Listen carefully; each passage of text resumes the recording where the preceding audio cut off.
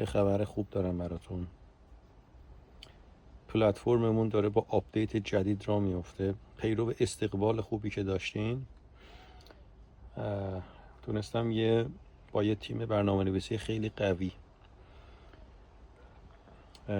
پلتفرممو خیلی قوی تر از اون چیزی که هست بکنم.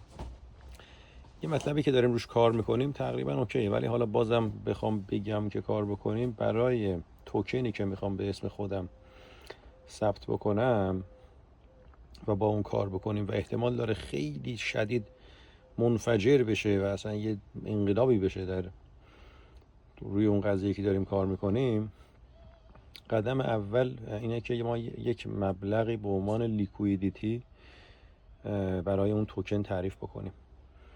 برای حجم لیکویدیتی اولیه توکنم میخواستم ببینم کسی میخواد کمک بکنه یا نه. حالا کمک نکنم اوکی، ما خودمون یه حجم میذاریم اونجا ذاتن، ولی بازم خواستم بپرسم ببینم کسی پیشنهادی داره یا نه و پیشنهادتون از طرف خودتون چیه.